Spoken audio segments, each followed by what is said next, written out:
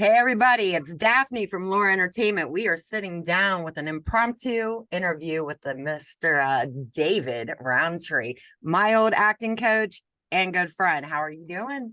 I am doing well. I'm enjoying a nice day out here in sunny Los Angeles. It's a little windy, windier than normal, but it's a nice day. I'm able to wear a short sleeve t-shirt and shorts, and unlike most of the country right now, so I'm not going to complain. It's good to see you. We haven't talked in so long, except for I know, Instagram here and there. right? Yeah, I've been able to keep up with you on Instagram a little bit. We haven't actually spoken in person in quite some time, so I'm happy we could get this organized today, and happy to be a part of it. It should be fun. Oh yeah, I'm happy to have you. Thank you, thank you, thank you, thank you. So what have you been up to? Well, a lot as always with the strike just now ending. It's kickstarted a lot of stuff back that's been dormant for a while. I've been a director now for a little over 20 years and producer and writer. I started off as an actor, so we've got a lot of things in the works that got sidelined when the writer's strike hit, and then when the SAG strike hit on top of that, we really just let everything lay. And then when the writer's strike ended, of course, we wouldn't want to go back to work and do anything until the SAG strike ended. So it just ended. So now we're kind of regrouping and figuring our next game plan. But then being at the end of the year, nothing's really going to get going until January. So it's in that weird time right now where it's kind of this limbo world, trying to figure out when things are going to happen. So doing that. Of course, I got a daughter who is just started middle school, and she's enjoyed the last 3 years being on her own television show. So we've been staying busy with that, and a lot of stuff. It's a lot of interesting stuff out here in Los Angeles. How old is Chloe now? She's 11. She'll be 12 next month, actually. So she's Wow. closing in on those teenage years. Yeah, those are the fun years. Well, not for the parent. I don't think. I think for the kids, maybe. She's already 11 going on 18, I think. So yeah, she's She's still working? yeah, she did. So she did all three seasons of her show. She was on Home Economics, of course, on ABC. She was one of the series regulars on that. Played Topher, Grace's daughter.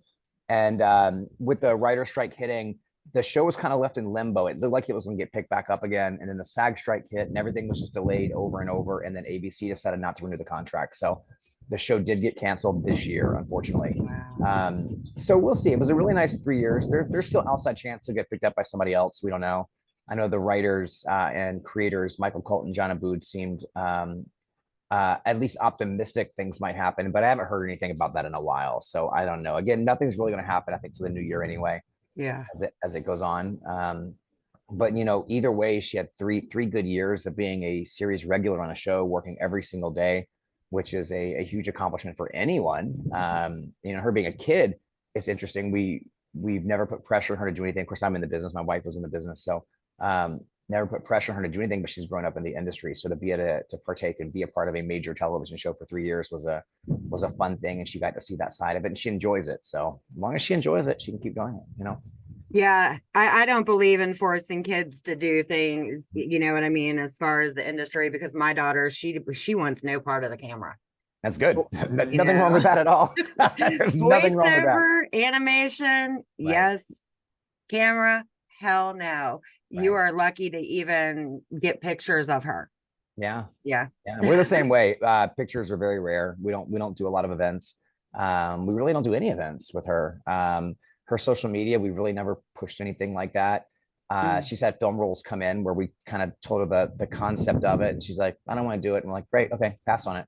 We just passed on an audition today for a series regular on a show, just because at this point in her time, we didn't feel this type of show was right for her. So we talked to her about it. She goes, I don't want to do it. It's like, great, don't do it. She's passed on big movies that came across because the content wasn't, something she was comfortable with, and we're fine with that. So for me as a director, I definitely respect that. And again, as long as she's happy doing it, that's fine. We want her also to be a kid and enjoy being a kid. So That's the what way she it is. should be. Yeah, I absolutely. mean, seriously, that's the way it should be. I've had people, I've watched them get on to their kids because they're living vicariously through their Oh, children. And then it's always a conflict. And I'm like, I would never manage anybody who was under 18 right. just because of that. It's too much of a challenge, and it is a workaround with the parents. And being a director, I've done many projects we've had to actually cast kids in there, and I always tell the parents we're casting the parents too, because it's the kid in front of the camera, but it's the parent behind the scenes also we have to work with. And if we don't get along with the parents, then I'm not going to bring the kid on, no matter how good the kid is, because it is a working relationship. And I think seeing that side of it, you know, I have no problem with my daughter saying, I don't want to do this role, but she still loves acting. And she's, you know, even from an outside perspective, I think she's really talented at what she does and she enjoys it. All the kids on her show were super talented. When you watch them work, they're phenomenal. They're not like normal kids. We've coached kids at all levels as well at our studio. And it's the same thing. We see, you know, quite a range, and some kids really early on pick it up pretty well. And there's a difference between those kids and kids who are just, you know, the parents are kind of making them go. And you feel it when they're in the room. You feel it that I'm only here because mom wants me to be here. I'm only here because dad wants me to be here, as opposed to the kids who are really hungry and really enjoy what they're doing. You know, and that's what we're trying to do. She's adorable. I remember last time we did talk. Oh my God, that was a while back. She was doing Spanish, learning the Spanish side of it. Well, she's fluent in Spanish. She's completely fluent right now. She's learning Japanese. She's learning Korean on her own. She just wants to do it. So we're encouraging her. We got the Duolingo app. And now she's challenged me to learn Japanese too. And now I'm trying. Oh, I'm so bad. I am horrendous. And she quizzes me and is relentless. She's like Mr. Miyagi over top of me saying, what is the answer to this? What is it? I'm like, I don't know. And she's like, Dad. I'm like, oh my gosh. So she's paint the fence. Paint the fence. Wax on, wax off. I know. And she's on me about it every day. But I've got like an 18-day streak now on my Japanese Duolingo app. And I'm working on it. I'm getting there. I'm really bad. She's way better than I am at anything like that. But it keeps me working in the right direction with things too. I was doing French on the same app for a while because I learned French when I was younger. I had to brush up on it. Yeah. I can read it, but it was relearning it. You know, I can read it, no problem, but relearning it, I guess because I'm older than when I took it. So now it's taken a minute to set back into my head. Right. You know, but Japanese, hell no, there's no way in hell I could learn that. Oh my gosh. I'm trying to learn the characters and how to write them. I can't do it. I mean, I'm sure I can, but it's hard. It's very difficult. And she picks up things so fast. And I think being, you know, a kid 11 years old, they are like sponges. They pick up things much faster. But she's like, Dad, we just went over this. How do you not know this? I'm like, I don't know. My brain's broken. I don't know. I don't know what's happening. So don't you think that's weird though? In other countries, they say that our language is hard to learn. Right. And when you reverse the role, you know, it's just like, yeah, there's no way in hell. Right. Because English to us, of course, is so easy. But I don't know. I've never been in that situation. Right. There are a lot of rules in English that make it more challenging, which I can see that side of it, but we've done it our whole lives, so it doesn't register. But yeah, the languages it's a challenge. I speak Spanish, sort of, nowhere near as well as my daughter, but you know, picking up a third language on top of that is, I don't know. I'm not giving up though. I'm still working on it. So a year from now, we'll do another interview and I will do the entire thing in Japanese. That's really a lie, but I'll say that now to be working. I wouldn't understand you. Maybe I can get away with it. But, yeah, right. There you go. So what projects, do you got any projects? I mean, that you can talk about that are you're going to be working on next year? A little bit. I've been in development on a TV series for some time now. And I can't really go into details about what the show is, which is really good. My co-creator is we've become really, really good friends over the last several years. And it all started kind of when COVID hit. We were both sitting around. We've talked about working together for many, many years. We've never done it. And it just kind of came about where we had downtime. And so we created this series, which is really fun. And it's really moving in a very, very, very positive direction right now. We have the entire first season is completely written and in development at the moment, and it looks great. So we're happy with that, but I can't go into details yet about too much about it. What's it called? I can't even say that. It's a fun show that's set in 1987, which is really fun, which is a really wonderful time period when you look at it, because there's a lot of things going on. And the type of story, it's a Goonies meets Stranger Things meets Lost Boys minus the vampire sci-fi kind of thing. It's that Stand By Me, the up and coming, the kids growing up and hitting different milestones in their lives as they're all coming of age, you know, in this thing. And the way we're telling it is very, very fun, where the stories kind of backtrack and tell. Episode 2 kind of picks up pieces of episode 1 we didn't see, and the scenes interact, and it's very, very creative the way it's told. and it's got some traction. So, but it's a lot of At fun. It's least really it fun don't putting it have together. the one guy, the guy in the, oh my God, it with the blue Yeah, that's not. transitioning among their lives later Yeah, on. yeah, that's not going to be there. That's not going to be there. I had to But think of that for a second. I have done a lot of in my career. I have done a lot of. I've done 6 feature films now. So as a director, producer, I've done a lot of dark, twisted things, horror thriller kind of movies as well. And I've never had a monster movie, so to speak. I've done character horror. We've had a primary character that is on the lines of like a monster, but I've never done like a Friday the 13th or Jeepers Creepers. Now Jeepers Creepers is interesting because they've done 3 of those now, and the guy Jonathan Breck plays the creeper. He plays the main monster and all the makeup for all the entire movies. My very first feature I directed, he was my lead. One of my leads, which is really cool. We became good friends.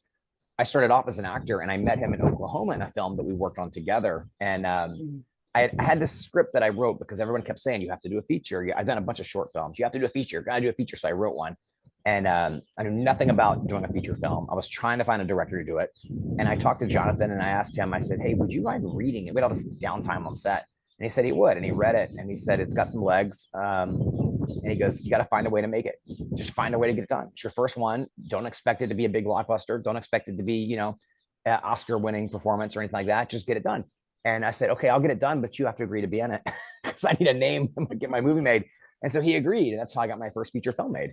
So he was a part of it, but it was a train wreck. It was so many things that on the side, because I was director, I was a writer, I was also a producer of this thing. And, as we've talked about, producing is very challenging because there's lots of different people have different hats on, and there's lots of people putting their hand in and saying they'll do things and not coming through, or some people come through more than expected. And it's, you learn as you go. And my first feature, I made 10,000 mistakes, so many mistakes. And then it got better. My second one, I made less mistakes of those, but I made bigger mistakes because the budget was higher. My film after that, I eliminated a lot of those, but the budget was even higher, and I made even more mistakes on a bigger scale, but I fixed all the small ones. So you go, you get better as you go. Producing's not easy. I'm not necessarily a fan of producing. I have now produced quite a few, but it's not something I really get excited about. I like the creative side, but the creative side often comes with the business side, and it is a business. So you got to learn how to balance it all. And that's the biggest challenge, I think, putting it all together. Producing's not very, I mean, it's worth it in the ends, but people don't realize that you are literally responsible for everything. Oh yeah. Everything. I mean, oh yeah, everything. And it's just sometimes it could be overwhelming. Sometimes always, always. Yes, you're right. It is. It can be. Yeah, I know. And then other times you want to be curled up in a corner somewhere with a bottle of tequila. Right. Absolutely. It's factors, I guess. But I mean, at the end of it, then you've got something really awesome. Right. And that's one reason I enjoy feature films is it's like an individual project that's kind of encompassed inside like a little balloon. And so when you're done with that project, you take the balloon, you put it away, and it's done, and then you can move on to something else. And so I do enjoy that aspect of it. Therefore, if you have 6 balloons and one's not so great, it's not the end of the world, but you can move on and do something else. But each one builds. So each one that I've done has gained the next one for me along the line. I've been very fortunate. My last 2 were in theaters across the country, so that was a big accomplishment. One of my movies is actually in theaters in India at the moment, which is kind of cool. It was scheduled to go into theaters back before COVID hit. When COVID hit, all theaters shut down, so they sidelined it, didn't do anything, and they just brought it back about 6 months ago. And at the moment, it's still running over there, as far as I know. I think it is still. So having stuff out there is kind of cool because I made that movie way back before COVID, and it still has life to it, which is kind of fun. So when you do a project, they take that balloon and they can bring it back out and play it again, which is kind of fun. But as far as my producing work on that side, I'm done with it. So now it's just kind of a bonus that it gets done, and I'm, trying to find the next thing. And I do have a couple scripts that I'm working on in the creative side of writing, which I'm excited about. It's just finding time to put it all together. That's the challenge. Are you still doing the studio? Oh yeah, the studio. Yeah, we have a studio. So we're LA Acting Studios, which is, you can look us up. It's easy, laactingstudios.com. LA for Los Angeles, of course. And we have almost I think you've never been there, have you? You've seen it maybe online when we did. No, Zoom I was going to come out there and then that was all when COVID was going down, Right, remember? And then we right, all right, got right, sidetracked on that, and I didn't get to make it out there. But yeah, when I'm out right. there, I'm definitely gonna stop in. Yeah, stop in. Yeah. It's fun. We have so we're the only acting class that I'm aware of anyway that has actors train on real film sets with real film crews and real cameras. So Mhm. most acting classes are designed as like an open stage. You kind of get in there and you just do your thing.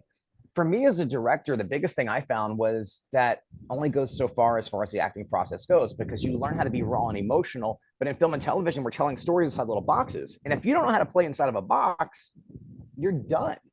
And it really hurts you when you come to set. And so many times I've cast actors who come into work and they don't know how to play inside of a box. They're used to the big stage environment.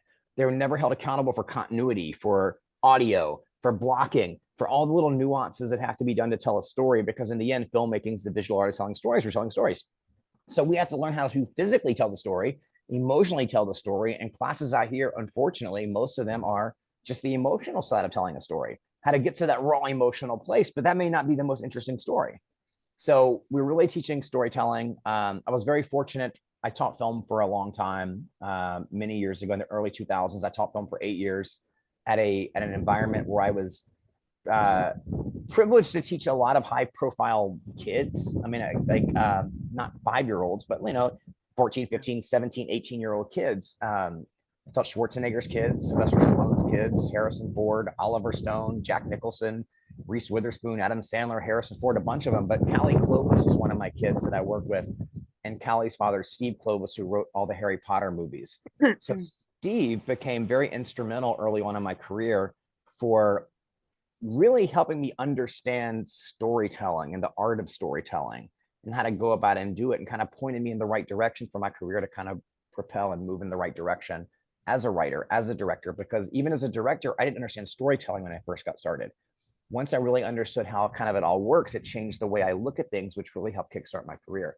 So being in that environment, it changed the way now that I write, the way I direct, the way things are edited, also the way I coach my actors. And I try to teach actors to understand this art of storytelling, because if they don't understand storytelling, they can be very, very believable, Yeah. but it doesn't mean it's interesting to anybody else. And if I had to say, well, I've been in jail, that's not how I played it in real life. I'm like, yeah, but if there was a camera following you 24 hours a day in jail, how much of that would actually be interesting in a movie? Maybe an hour's worth of it, maybe 20 minutes of it, right? So it's not about playing it realistic all the way. It's finding the best story in it so you can get the audience engaged in what you do. And so we really teach that at our studio, and actors get all their footage, which is fun. Even our online class is the same thing. So we really teach story, how to break down material so actors can see the best story in what we're doing, not just being believable. So Yeah, it's that's funny. Well, that's not how I played it in real life. Okay, what the hell did you go to jail for? exactly, that was my question. Right. That's a real conversation I had with an actor one time. I'm like, why What are did you you go to really jail? doing in the jail? Exactly, right. She's like, I just sat there and slept all day. That's what honestly what she told me. And I was like, okay, well, who's gonna want to watch you sleep for 2 hours in a movie or 4 minutes in a scene? It's not interesting. It's not wrong. And I tell them it's not wrong, but it's not interesting. And we have to understand filmmaking is the visual art of telling stories, and also audio has a lot to do with it too, but it's storytelling. So if we can't tell effective stories, we're not going to get the audience to engage. They're not going to care in what we do, and they're going to tune us out. And today's world is a 30-second world. It takes no time for somebody in the audience to pick up their phone and start checking their text messages. Or if they're watching something on television, go, let's see what else is on, right? If you pay $18 or $25 for a movie ticket, you're probably going to stay in the movie theater and watch it no matter what, because you paid that much. But you got to understand storytelling. And if you don't understand it, we're going to lose the audience, and they're not going to go back and see anything else you ever do or care. If you're in a movie and you're boring, they're not going to go watch it. Right. Exactly. If some of these big movie stars, there's a reason why we like them. There's a reason why. It's because they're compelling to watch on the screen. And so we really try to work that aspect of it. As a director, I've worked hard to tell stories like that. At our studio, we've done several short films on top of that where actors can work. One of our films recently went to the Cannes Film Festival a couple years ago. So that was a big accomplishment, to get something all the way to really next to Sundance, the most prestigious film festival on the planet. Yeah. Although in Cannes, they may argue theirs is the most prestigious, which maybe it is, but I don't know. But to get a film all the way to there, and again, it was a really good story that our actors brilliantly portrayed the story and didn't just focus on how can I just be raw and emotional in the scene. So a lot of little nuances go into it. That's what we work on. So how's football going along? Are you still playing? I haven't played in a long time. Holy cow. Holy cow. Um, I I thought you were after going to go back into it. I remember last time that's what we were yeah, talking about. You going I back into know. football. I think that was more of a wild dream.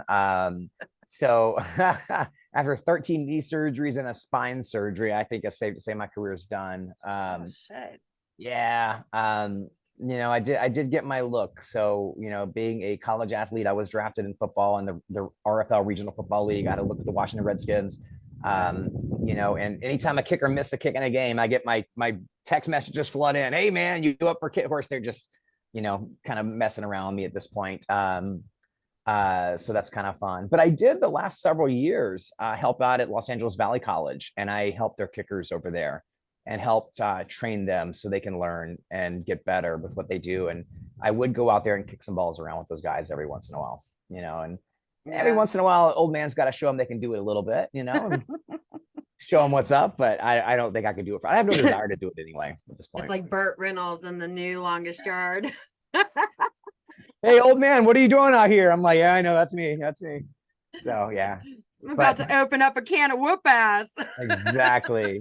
But I was a wide receiver and a defensive back all through college as well. So I got out there and I can mix it up with those guys a little bit, enough to let them know, at least so they can respect that I used to have some skill back in the day. But these kids today, they're pretty talented. So hanging with them out on the field it's a fun challenge, and I play the part, but as soon as I walk off the field, I'm out of sight. I start limping and my back hurts for a week. So I'm just like, okay, I'm good. I won't let them see that, but You hide the ibuprofen. Oh, I don't even hide that anymore. I'm just like, all right, we're getting ready to go. Let me take 4 of these things. Here we go. Yeah. So the trainer's like, okay, I'm on standby. I'm watching you. Just let me know when you're ready for me. I'm like, yeah, won't be long. Stretcher standing by. Exactly. Exactly. But yeah, I do have fun with it. I talked to a kicker yesterday about going out and working with him again a little bit. And it's fun just getting out there. It does help me at least feel reasonably younger at times, just being out there, and that I'm able to contribute and help these kids out too. I say kids, but they're college, they're 21 years old. So, but they're kids, I do the same damn thing. And my Right. kids are, God, 28 down. Yeah. And Yeah. it's just like you see all these they're adults, but to me they're not, They're I kids, still yeah. look at them like they're kids. I know. They're kids, Don't call me that. That's what you hear. Oh gosh, I know. Even these college kids, they're athletes, they're college athletes, but I still talking to them, just there's a different level, where Yeah. you really still feel like they're kids at some point. Of course, they'll argue with you on it. Even my 11-year-old, she's an adult in her eyes, as they go through. You know what pisses me off? When they you guys are old. Because you're over 30, you're old. What the hell, man? I know. I started getting the grays popping in, and trying to at least feel reasonably young as I go through, but it's okay. I'm embracing it reasonably well, I think. I go to the gym still 6 days a week. I've been working out, trying to stay in shape that way at least, and feel decent at times. But it hurts when I get up in the morning. I feel my back, I feel my knees. I'm not gonna lie about that. Oh yeah. Yeah, the back thing is a big thing. Yeah, the back. I had spine surgery. I got a scar on. You can see it. I got a scar right there on my neck, right there. They had to go into the front of my neck and open it up and fuse my vertebrae together several years ago from an injury. And so when it gets cold outside or something, I wake up. I'm like, oh gosh, I'm getting old. Holy cow, where am I going to be when I'm 80? If I even make it that far, So. I need a temporary loan. I know. Can you loan me a new body? What's funny is I used to never sit in my director chair at all on set because I'm always up moving around. The older I get, the more I'm like, I could sit a little bit here now. Let me just take a little break here and lean back a little bit. So I'm a very, very active director on set when I move around. I try to be anyway, because I feel like I want to give that, energy to the actors working. But the older I get, at the end of the day, I'm like, I'll sit down for a few minutes. You guys are good. Do your thing. As long as you don't sit and just guys take it from here. My 80's good. He's got you. You're good. Just I'm like old grandpa sitting in the corner over here. What are you gonna do with Pops? You can't sit here. Wheel him in the garage or something. We got company coming over. I'm like, yeah, I know, it's me. So aging sucks sometimes. I know. I'm fighting it though. Fighting it, but it's okay. not too bad. Yeah. Oh my God, that's so funny. Good Lord. So what else have you been up to besides learning Japanese and well, now you're not doing football. What else? What other Yeah, hobbies you throwing yourself into? we've been working on our show for quite some time, and that's taken a lot of time, being in the writers room for that. And when the writer's strike hit, it did give us a break, and we haven't really regrouped since then, because we do have all of our episodes for season one done now at the moment. They're tentatively done. I mean, of course things will change when it goes into production as it gets there, but for now it's done at the moment. So it's a little bit of time to focus on other things. I don't even know if you knew this since we last spoke. My house burned down. Um, Are you yeah, serious? yeah, my house burned down. We just moved back in. I'm at my house now. We just moved back in maybe 3 months ago after being out for like 18 months. So yeah, our house burned Carla's down. going through the same thing as you are. Yeah, Carla Christina Contreras from the right, Screen Actors Guild. right. She's going through the same damn thing right Holy now. cow. Yeah. Wow. It's hard. It's a weird thing because I was home doing a Zoom just like this, exactly like this. 12 o'clock, I was coaching an actor. It was at noon. And I came home just to coach this actor. She had an audition. She submitted it. And her agent came back and says, no, we can't submit this. It's just not good at all. So she was in she's one of our masterclass actors. And she told me that night, she goes, I don't know what to do. I did this audition. I did a self-tape. My agent hates it, will not submit it. And I said, well, let me look at it and I can help you out with this thing, because I hadn't seen the material yet. And so I said, so tomorrow at noon, call me and I can help coach you, because she just made some decisions that didn't play in the character. I don't know what it was. So at noon, we start talking. I come back, we start the Zoom. I'm at home, and at 12:05, all the power in the house goes, Zoom cut out everything. I'm like, that's weird. What's happening? So I sent her a message. I'm like, hey, power went out. Let me get it restored. I'll Zoom back as soon as it gets up. I'll text you when I'm back up. So I'm like, what the heck's going on? I walked out in my living room and I see smoke. And I'm like, what is going on?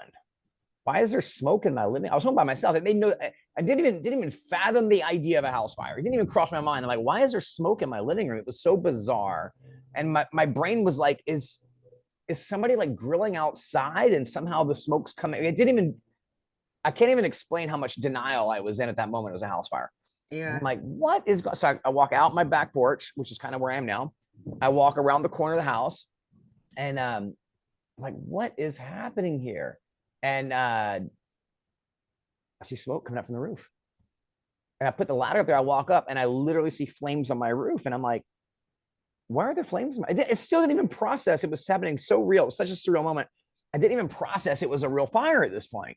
I still couldn't figure out, why is there smoke coming on my roof? And then I saw the flames, and I was like, holy crap, my roof's on fire. So I came back down the ladder, ran inside. I grabbed towel, and I grabbed my phone. I went running back upstairs. I'm calling 911. I'm up at the roof, and I'm fighting the fire with the towel. I'm on the call with 911. I said, my house is on fire. And they said they would send somebody out, firefighters. And I hung up the phone. It happened so fast, I don't really remember everything, but it seemed like it was 20 minutes where the firefighters came up. But I'm on my roof. I'm fighting the fire. My neighbor comes running over. Of course, flames are like everywhere now, my whole roof. And he runs over and he's yelling at me. He's former LA SWAT, and he's a big old guy, looks like a professional wrestler. And he's like, get off the roof now, it's going to No collapse. shit. And I'm like, hand me the hose, give me the garden hose, give me the garden hose. He's like, get off the damn roof. I'm like, give me the garden hose. So he gives me the garden hose, and I'm trying to run. I'm spraying water all over, like in my attic and everything. Every was a little hole, like vents and everything, spraying water in the vents, and smoke just went everywhere. Black smoke all over the place. Couldn't see anything. It was bright. My eyes are burning, and I'm fighting it. As I get there, finally the firefighters come down the street. They put the big ladder. They get up on the roof.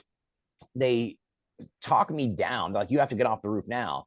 And I'm like, but I have to put the fire out. It didn't even register with me. These are firefighters. Like, that's their job. Get off the roof. Let them do it. I'm like, all right. So they talk me down. I get off the roof, and I go back and I stand in my driveway and I look back, and flames are everywhere. Like, my entire roof's on fire. Everybody in the neighborhood's come out at this point to see what's going on. Wow. And I didn't even think at the time I was barefoot. I'd been up there on the roof. Firefighters come and they get me back. They put a pair of shoes on me, and I don't know where they got from my closet or something, but the shoes, I put them on, and I'm standing there and I'm watching the fire for about 20 minutes. They're working to get it out, and they're doing an amazing job. Firefighter came out and he says, what's important? Where is it? I said, I said, we have a box in our closet of valuable documents. It's in a folder. And in my office, I have hard drives. He said, I'll do what I can. He runs in the house. He comes back. He's got the documents, sets them down, comes back, got hard drives, brought them out as a box right there. Goes, what's next? What's next valuable? And he's talking to me very directly. I've never been in this situation. And I'm trying to like tell him where things are. And he goes, I'll see what I can do. Comes in. Anyway, my feet at that point started really hurting. And I'm like, God, these shoes are so tight. It doesn't make any sense. And I kind of fought it. I didn't realize my feet were already incredibly burnt up from standing on the roof in the fire. I had no clue. They were just all ripped to hell. Had no clue because you get the adrenaline going. You don't feel it. You don't think anything of it. Yeah. So finally, the firefighters are putting the fire out. My wife called me at some point. She's like, "Hey, she picked up my daughter from school. So luckily, my daughter wasn't home. My mother-in-law was with my wife, so she wasn't in the house either. It was my dog and I. My dog was out. My dog was fine. My neighbor was holding my dog, and she goes, "Hey, I'm trying to come home, but I can't get on. Like, the firefighters have blocked off the whole dang neighborhood. I don't know what the hell's going on." And I said, "That's our house on fire." She went, "Ha ha, yeah, LOL." And I'm like, "No, for real. Like, that's our house on fire." So anyway, after some time, she got in, and the fire basically destroyed every single thing we owned. And it's not even the flames, it's the smoke damage that does all the work. Yeah. Smoke gets infused, and like anything fabric is trash. It's all gone because you can't wash it out. It's not because it just infuses with the DNA of the fabric or whatever the heck's going on. So luckily, the most important stuff got saved, but everything else was gone. So that was tough. So insurance did a pretty good job of helping us out.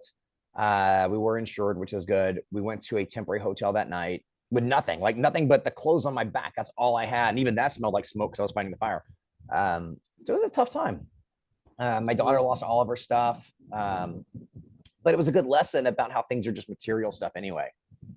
And that was It good. is. So, I mean, material, the shitty part, because that's what I was talking to Carla about earlier, actually. Materials can be replaced. right. But the only shitty part, because I've been through 2 house fires, Holy cow. and it's the stuff like your pictures and stuff like that for a fact can't be replaced. Right. Which is the reason I wanted the hard drives. The hard drives had all of our pictures and things like that on it. That's what I wanted to try to salvage and get that. But I wasn't worried about, like, I wasn't like saving my computer because it wasn't on the computer, it was on the hard drive. I wasn't like save the TVs, that's fine, whatever. But they did a pretty good job about saving the important stuff. And then we lived in a hotel for a long time. And ironically enough, our hotel caught on fire the very first week we're in there. Are you serious? I was like, what the fuck? What is happening? I know. So in LA, there's a lot of homeless because our weather's reasonably warm all year. Not that it's warm. It does get cold for sure, but there's a homeless population. So where they had us at a hotel that is right on the corner of a freeway entrance, the 101 freeway. And there's a homeless encampment kind of behind in the woods. And I guess whatever they were doing, they started a fire. And the flames, my wife sent me a picture. She's like, our hotel's on fire. And I wrote this time like, yeah, right. Ha ha. No, it was for real. I guess they started a fire and it burnt right up next to the hotel. So they had to evacuate the hotel. At that point, insurance were like, we got to go somewhere else. So they moved us to a different hotel. And we were in that for a couple months. And then we ended up moving to a temporary house in our neighborhood, just down the street, not too far. And we lived there up until just a few months ago. So dealing with that, moving now 3 times was a bit of a thing, trying to balance our lives and handle everything. And just the traumatic like stress that is involved with my daughter being a kid going through this. I can't even imagine that coming off of COVID too, which all the, the COVID, what that damage that's done to kids and socially, it's just, it's tough. That is crazy. What started it in your house? It was electrical. I guess I'm not really sure exactly. We have theories. We had a big giant tree, which was ironically, I don't know if you can see it. There's a big gap like right over there. There was a big giant oak tree right there. Yeah. That fell down. We had a rainstorm. It doesn't ever rain in LA. So it rained. And when it rained, the big oak tree just collapsed. Humongous tree. And it landed really like right in between. Like I've got my like a nice little koi pond out here. It's fun. My deck landed right up. She didn't hit anything. And it was so convenient that it landed perfectly like that. It was a blessing that it didn't land on the house. So 2 weeks after that is when we had the fire. So the theory is when the big oak tree fell, that somehow the roots underneath lifted up underneath the house because there was wires in the ceiling that got pinched somehow. And so we're thinking maybe it wasn't, you know, it wasn't like anybody's fault. It was just somehow the wires got pinched. And when they did they did an arson investigation, of course, because it's insurance, thinking, you know, make sure we didn't set the fire. And he found where it was. And he goes, it looks like this wire's been sparking for a few weeks. So it looks like, and we had really high winds that day, and we think the winds just caught it and it went up. The scary thing was it was in the attic. So by being in the attic, I saw the flames and the smoke before the fire alarms went off, fire detectors, because smoke rises. Yeah. So being in the attic, smoke went up. So if it had happened in the middle of the night, we'd have been gone. I mean, knock on wood, it didn't happen, but that's scary. Yeah. So now we have smoke detectors in the attic too, because I never even thought about that. Never crossed my mind, but I never would have heard. If it happened midnight, 1 o'clock in the morning, that'd been it. Yeah. I mean, especially if the you know, they didn't go off to even during the day, let alone at night, that would have not ended well at all. Right. And it happened right above my office where I was working. So if I hadn't come out, I mean, luckily, I guess the power got shut off because it burnt through the wires or whatever. If it hadn't shut off, I would have been trapped in my office with no way out. So it's a lot of like potential scary stuff, but I'm happy to be here. You know, as it goes through. That is crazy, man. Yeah, no shit. I'm glad nothing happened to you guys. Yeah, I know. That's just it. I don't know what the hell's going on with all the fires lately. You know, it's just crazy. But when you mentioned hotel, I went to my son's wedding in Texas, and it was probably like 11:30 at night. The alarm system started going off in the hotel. Luckily, it was nothing to do with the fire. Thank God it was somebody in there smoking in the hotel. Right. And set the alarm off. But oh my God. I just saw recently, it was a wedding that these people tragically died. They put some kind of like fire effect in there. They were shooting off sparks and the whole ceiling caught on fire, and it was like horrible. Really? I don't know. I don't mess with fire now at all. I'm have a whole new respect for fire after going through something like that. I can't believe your ass stayed on the roof after they're sitting there telling you, get the hell down. I was like, no, I'm putting my fire on. They're like, that's what we're here to do. And I didn't register. I guess we have an app called the Citizens app in Los Angeles. I'm sure it goes other places, but you can log into Citizens app. If you see something going on, you can do a live feed and people can log into your neighborhood and see what's going on in your neighborhood. And I guess my friend who I called back while I was on the Zoom, I said, my house on fire. She goes, I know, I'm watching right now on the Citizens app. And I guess somebody posted a video. Some crazy person is on their roof with a garden hose. I'm expecting I assume they're the homeowner trying to put the fire out. They're nuts. And they're like commenting their video. I haven't seen the video, but I'm up there, I guess, trying to fight this fire like a moron barefoot, you know. That wouldn't let the people do their job. Kicking the firefighters. Stay back. I got it. Get out of here. I got it. That's my audition for one of those firefighter shows, you know, on TV. Well, you better get it after that shit. I want to direct it and write it. I don't want to act in it anymore. I just want to direct it and write it. So you should. I know. You should. I'm telling you. Oh write God. What you know. I have firsthand experience now in that. So it's I just can't believe that you just jumped. Well, I mean, the ladder, and then you came down, then go back up. Yeah, oh my God, man. I would have just had to sit back like, oh shit, you know, because it's on the roof. I'm not climbing up there. There's no way, you know, sorry. I'm just going to wait for them. Right. Try to grab what I can anyway, you know. Well, my first thought was that it was leaves that had fallen off of like the big oak tree that was here. Yeah. Like there were leaves on our roof. And so my first thought was it's just on the surface. The leaves are on fire, like not the actual structure. Yeah. Until I saw, and I was up there at that point until I saw the smoke coming out from, and it was coming on a far side of our house over there. My neighbor was over there and he was yelling, you know, over there because it was coming out on his side as well. And he got the garden hose on that side. He was trying to put the fire out and hit, you know, it was a neighborhood event that was going on, you know. Jesus, man. Yeah. That's crazy. But the firefighters were so cool. They were so amazing. They were so calm and professional. I didn't know what to expect, but they were really, really cool with everything. And they were very helpful all the way out. And the crazy thing is, as soon as and I'm totally gonna write a movie about this at some point because it's just too fun.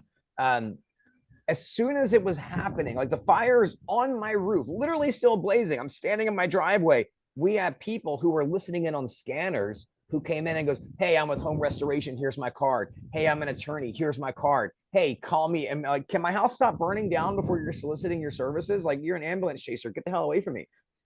It was a mess. And then my wife came in, she really started like going off on them to all back up. Seriously, that's what they did?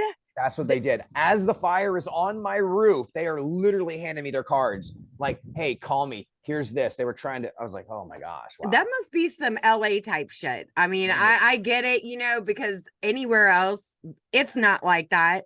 People aren't going to come up and be like, so do you need your house painted? You know what I mean? That's kind of what it was. We do fire restoration. We do this. We do this. We do this. Hey, if you need to sue somebody, here's this. We go after insurance companies. We go after, you know, whatever it is. And I was like, oh my God. And so at the end of the day, we had a whole stack of cards from people who were right there, and they just hung back and they waited just so they could get one-on-one time to talk after. You know, companies that do, and they were listening in on the scanners, and they heard fire in I live in Sherman Oaks, a neighborhood in Los Angeles. Fire in Sherman Oaks, they came flying over just to solicit services. I'm like, so wow, they did cannonball run to your house so they could give you a card. Exactly. That's some bullshit. Pretty shady stuff. Yeah, it is. It is. I would have had the police remove them. I would have told the cop, hey, get this person off the lawn, because right now I'm ready to wring somebody's neck, you know? I know. And I was still taking, my wife was the one arguing with him. She was getting mad at him. She said some things to him to get him out, to get him back, which is good. Wow. And it was really kind of interesting watching that side of it, with my wife getting powerful with it, which was fun. You know, because I would have let her go. She kicked them butt. I did. I was like, no, you got it. Take care of it. That's great. She was handling it. So wow, that's just freaking insane. So that's what I've been up to. Trying to work movies, our studio, work this TV show, and with my daughter starting middle school and a fire. So it's been a lot since we last spoke, Daphne. I'll tell you. You know. Hell yeah, it has. I'm serious for both of us. Right. I mean, I've had a really crazy year myself. My brother passed away in February, and then my nephew, and they were the same age. They were raised together. Ended up passing away in August. Holy so cow. It was back to back. Not to mention, I mean, I know there's a lot of people out there about animals, but technically I went through 5 in 1 year, because we had lost 2 cats that were brothers, which was screwed up, the same year, months apart. And then all of us, it's kind of weird the way that happened, because it was one cat in March and the other cat in August. Then it was my brother February, March, you know, and then the nephew August. It was so weird. And then my neighbor died over here, and I was good friends with him. And it was just everything that happened this year. It's just been, oh my God, so crazy on top of what I've been doing. And I had to deal with that whole death, my brother's death anyway, myself. So yeah, I went and I had to handle all the planning. Then I had to be I was the one who went and identified him. I was in a room by myself with him on a slab. Yeah, it's just been crazy. I mean, a crazy ass year for me. Right. And I've just literally thrown myself into my work. Everybody's like, what are you doing? Working. What are you doing? Working. And I'm talking from probably 9:30, 10 a.m. until 4 a.m. every single day, because I've literally thrown myself into the work. And it's been a shitty ass year. I'll be glad to get it over with. I'm telling you. Right. I'll be real glad to get this year over with, because it just needs to be done. Yeah. It's crazy. But you know, you deal with it and you have to move on. Yeah, it's all part of life, and it gives you experience, and you know, positive and negative. The negative makes you appreciate the positive. Like the house fire made me appreciate so many other things. Everything you go through makes you appreciate other things in life. And if everything is easy, you don't appreciate it. You know, and it's you go through some bad, crappy stuff at times. You know, everybody does, and everybody can relate to bad, crappy stuff at times too. But you know, you come through another side and you have experiences. Like making my first movie, 10,000 Mistakes. Well, it was crappy, it was terrible, but I learned from it. Everything you go through, you know, deaths, tragedy, fires, whatever it is, you know, you get through it and it makes you stronger as a person, but also gives you an appreciation of the good things. You know? Yeah, I mean, I've always been that type of person where, you know, the material shit, you know, but this year, one thing I did learn after all of that was life insurance is a big damn deal, you know? Yeah. I mean, he was young, so he wasn't even thinking about that, you Right. know? And it's just like, after I had to deal with everything, I'd never planned no funeral Yeah. ever. So it was just like, yeah, I'm going to set shit up and get the life insurance, which I wasn't even thinking about it, you know, Right. until that all happened. But after that, it's just, but material shit. That's what I try to tell everybody, you know, like when we're doing these interviews with the directors and everything, you know, everybody I bring on, they're so cool. But there are people out there that are above thee with their materialistic shit. And I try to make it clear, like, that shit doesn't matter. It doesn't Right. matter. You can't take that with you when you die. You need to be Exactly. normal, be humble, be a good friggin' person. You know, you cannot just base yourself on materialistic shit because nobody cares. Yeah. You can't Yeah. take, they're not going to bury you with it, you know? I mean, would you rather be loved or Right. liked, or would you rather be known for, you know, being a materialistic ass? Yeah, You know, I'm exactly. sorry. I care more about humans and feelings and helping people versus being up there and being an ass. You know, Exactly. material, I've lost so much shit in my life to where materialistic shit can always be replaced. Every bit of it.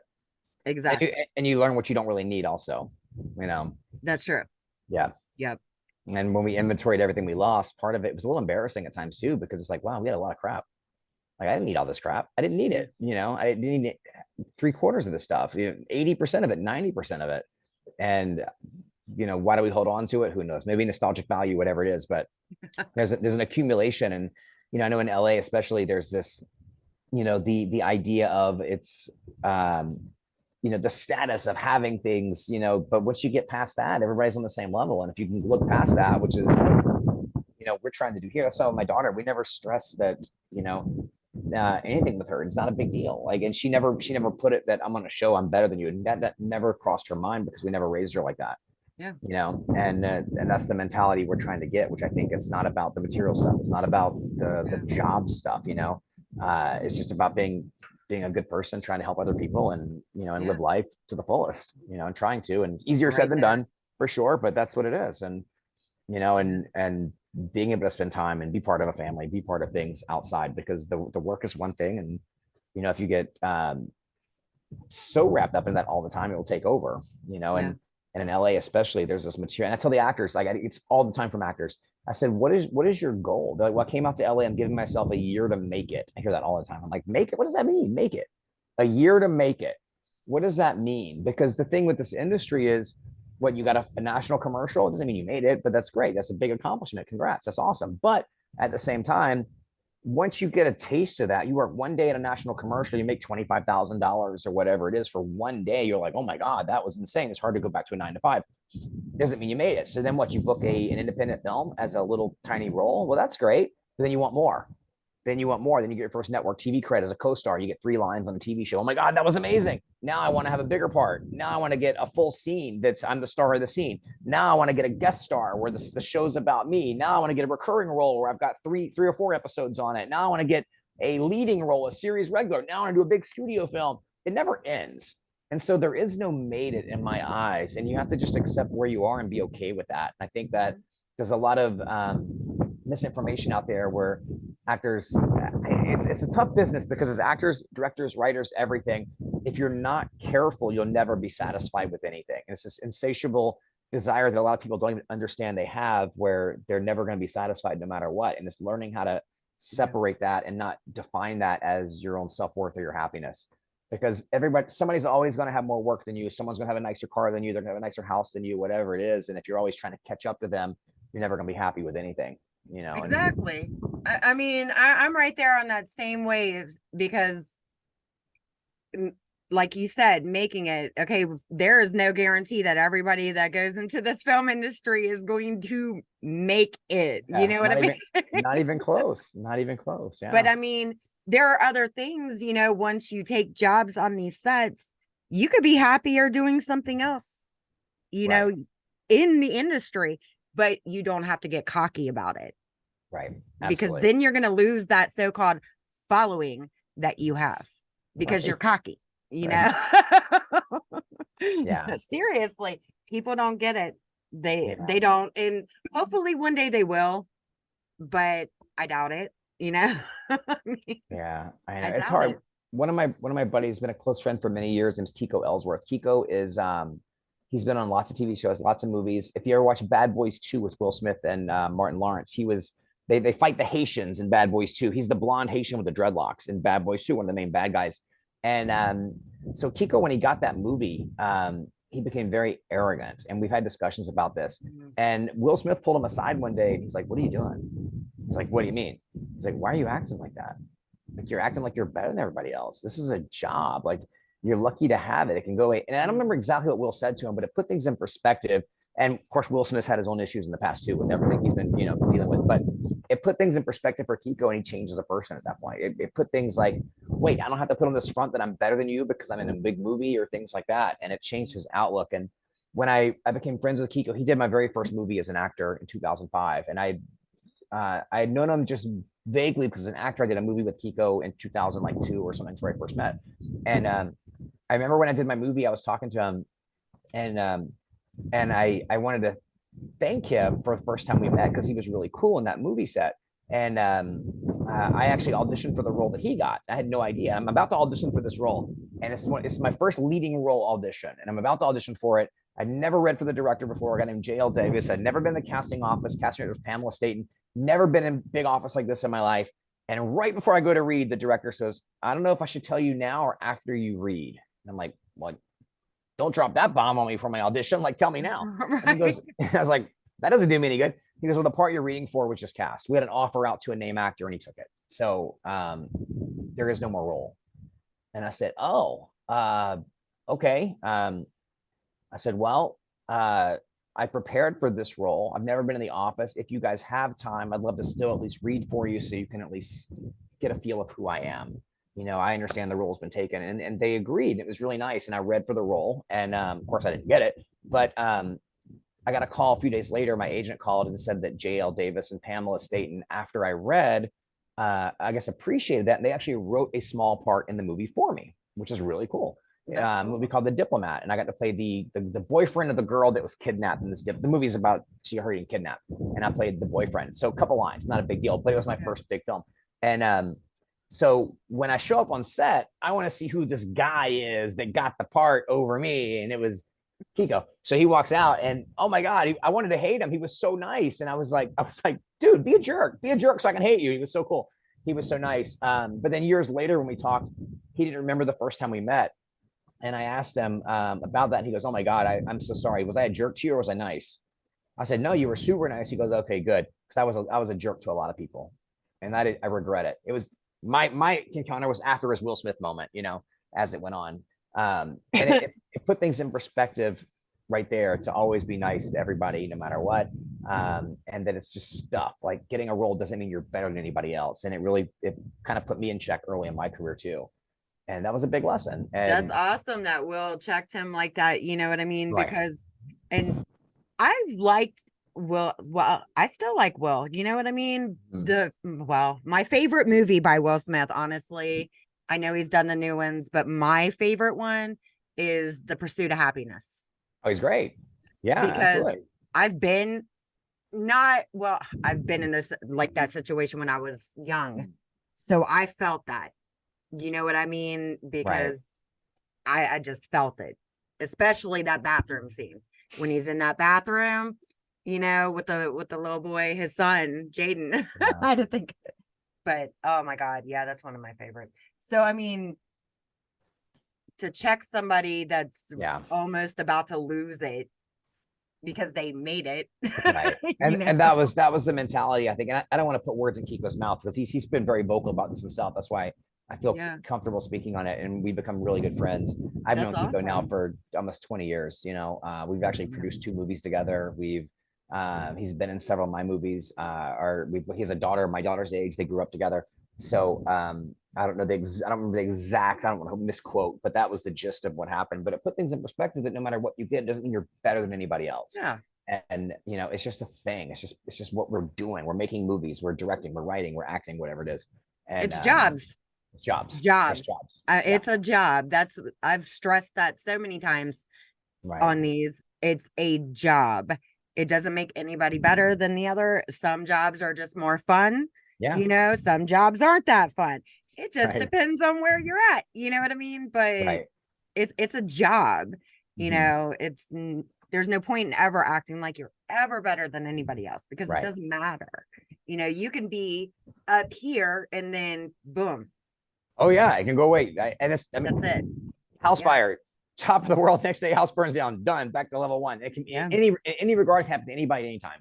So having that appreciation, you know, I try to have that appreciation with everything.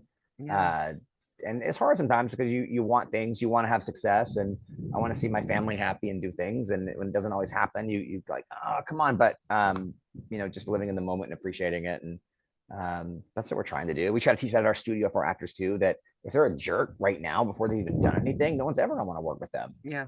You know, and teaching them how to be a professional actor, showing up on set, being on time, being ready to work, and contributing, not just like I need this and this and this. I want my dressing room to have this. I want my dressing room to have this. And I've dealt with actors like that. I've fired actors like that.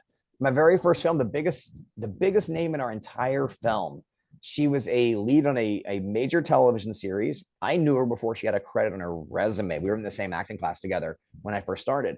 And that was the connection. So when her show ended, I asked her if she'd be the lead in our movie. And she said yes. And she came to set, and it was this incredible diva attitude and energy. My crew just did not want to work with her. She was rude. She was mean. So 5 days in, I had to fire her, even though knowing it, she was the biggest name in our movie. And she was a name that could potentially sell the movie, but I had to fire her because it was just not the right fit. And that was really, really hard because it was my first film I'd ever done as a director. And getting rid of your only like big name in the entire thing was really a challenge. But for me, it was the sacrifice. I was like, I don't want to work with somebody who is this thing. Like I mean, literally it was, I need this kind of ice cream at 3 a.m. or I'm not working. I need this kind of salad or I'm not working. And it was like, wait a minute. Seriously? This isn't that kind of movie. This isn't a $200 million movie. My first budget, I had $256,000 or $257,000 budget, which is not a lot of money for a feature film. It's a lot of, it's $250,000, a lot of money, but it's not a lot of money for a feature film to put it all in. And you know, she knew that going in. And to make those demands, it was just, and she was rude, and it, you know, if it would have been before going in, I would have just went a different direction to begin with. she was fine going in. I did have some issues with her agent a little bit, kind of showing a little bit of that diva side, but I chalked it up to her agent being an agent. You know, with the air accommodations and things like that. They had a layover, and the agent was like, no, she needs to fly straight. She doesn't need to, you know. And I'm like, okay, well, she didn't want to fly alone, so she's flying with a cast member who's a friend of hers. And so the only flight we could get this last minute was, we're battling all this stuff, but I chalked up the agent. But when she got there on set, it was attitude and ego, and it's like, wow, it's just too much. I can't deal with divas. I'm Yeah. too grounded. I'm too down to earth. Yeah. To deal with a diva. It'd rather it be a guy or a girl, because guys Right. can be the same way. You Oh, know what yeah. I mean? I just For sure. can't do it. For Definitely sure. can't do In it. fact, Jonathan Breck, who I mentioned earlier, who's the creeper in the Jeepers Creepers movies. So I did a movie with him in Lawton, Oklahoma, of all places, back in 2000, like 3 or 4, and military base. So we go to shoot, and we fly into airport, and I think in maybe Dallas, and we drove up to Lawton. I don't remember exactly, it was a long time ago.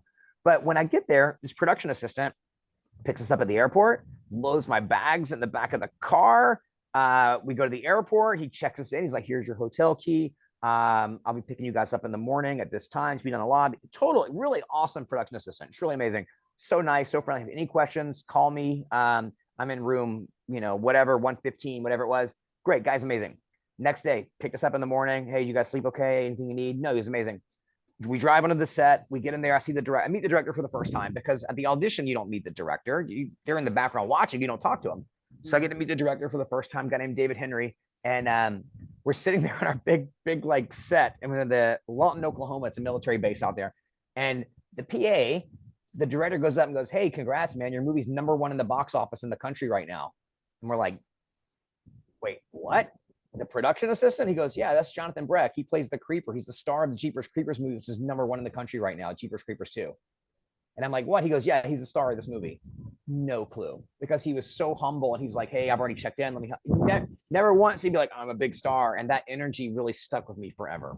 You know, he never once bragged about anything. He just did his thing, and he was helping us out, and he was so gracious. And he was amazing. And I really, I said, I want to be like that. I want to have that energy where it's no, everybody's on the same playing field. We're all trying to come together for a common goal of telling the best story. And he was awesome at that. So forever. That's a creepy ass movie, man. I know. I think it was one, I've seen one or two of them. Oh my God. And then the music. Oh yeah. I'm just like, oh yeah. And I love horror movies, you know what I mean? But just that music and then that guy, oh my God. Yeah. And we actually went to the theater. It was fun. We went to the theater in Oklahoma while it was still playing and sat there with him and watched the movie. I think he was more embarrassed. We were all with him, you know, watching it, but we kind of made him do it. But it was really cool. I'm like, the #1 movie in America right now. And I'm sitting next to the star of the movie, but he's as humble as he could be. And you never in a million years would have known it. And I really thought that's really cool. That's really, really cool, you know? So, yeah. All right. I'm going to wrap this interview up. I want you to stay on. All right, you guys, thank you for watching. We are definitely saying, thank God you are still here with us, David. And thank you for being on here.